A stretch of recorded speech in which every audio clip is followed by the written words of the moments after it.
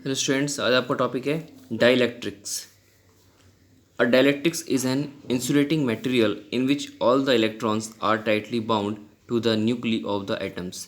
Dielectric होता है एक ऐसा मटेरियल है जो इंसुलेटेड है और इसके जितने भी इलेक्ट्रॉन्स हैं वो बहुत ही टाइटली बाउंड होते हैं इससे, किसी न्यूक्ली से। इसका जो न्यूक्लियस होगा उससे, इसके एटम का जो न्यूक्लियस होता है उससे बिल्कुल टाइटली बाउंड होते हैं, ज्वाइंट होते हैं। There are no free electrons to carry current, यानी इसके पास कोई इलेक्ट्रॉन नहीं होता है जो करंट को कैरी करे। Hence the electrical conductivity of a dielectric is very low. So इसकी जो कंडक्टिविटी होती है इलेक्ट्रिकल, वो बहुत ही लो होती है।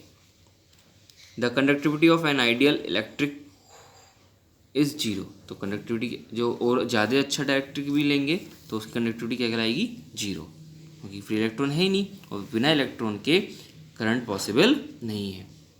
एग्जाम्पल्स में इसके glass, plastic, mica, oil etcetera are examples of dielectrics. ये इसके एग्जाम्पल्स हैं, ग्लास, प्लास्टिक, माइका, ऑयल।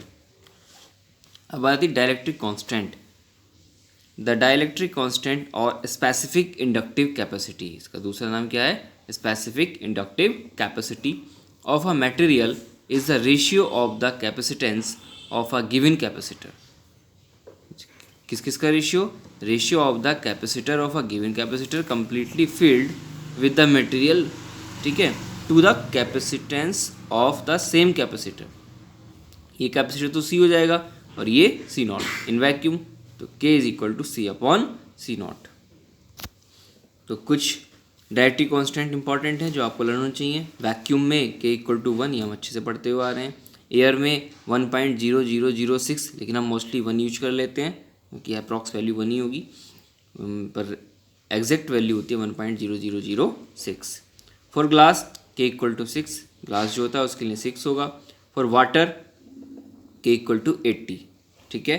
अब इसमें हम नेक्स्ट टॉपिक पढ़ेंगे, polar and non polar dielectric molecules. देखें इसको, the polar dielectric molecules is one in which the center of gravity of the positive charges is separated from the center of gravity of the negative charges by a finite distance। ये जो polar molecules होते हैं उनका जो centre of gravity होती है वो positive terminal and जो पॉजिटिव चार्ज होगा is separate from the centre of gravity of the negative charge. दोनों को वो क्या करेगा? सेंटर ऑफ ग्रेविटी से उसका पोलर फॉर्म होता है। ये देखिए पी की डायरेक्शन है दोनों तरफ, ऐसे ही यहाँ पे सिमिलरली यहाँ पे। तो HCl इसका एग्जांपल हो गया, डायग्राम भी बना हुआ है। कार्बन मोनोऑक्साइड इसका एग्जांपल हो गया, ये डायग्राम है इसका। NH3 एमोनिया गैस होती है, ये भी इसका डायग्राम यहाँ बना हुआ है। और पोलर डाइलेक्ट्रिक मॉलिक्यूल्स, ये सब क्या है? पोलर डाइलेक्ट्रिक मॉलिक्यूल्स हैं। तो देयर आर मॉलिक्यूल्स, ये तो सब मॉलिक्यूल्स कौन से थे? पोलर। अब हम पढ़ेंगे नॉन पोलर के बारे में। There are molecules in which the centres of positive and negative charges coincide and so the molecules have zero electric dipole moment।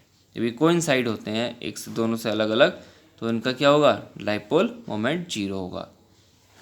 such molecules are called non polar molecules, जैसे hydrogen H2, nitrogen N2, oxygen O2, carbon dioxide, methane CH4, ठीक है, carbon tetrachloride CCl4 etcetera. Carbon oxygen oxygen, carbon पर plus, oxygen पर minus minus. तो इसको आप अच्छे से स्टडी करें। नेक्स्ट क्लास में आपकी यूनिट कंप्लीट हो जाएगी जिसमें हम कॉम्बिनेशन ऑफ कैपेसिटर्स पढ़ेंगे, ठीक है। गुड लक स्टूडेंट्स, मिलते हैं नेक्स्ट क्लास में। Have a nice day.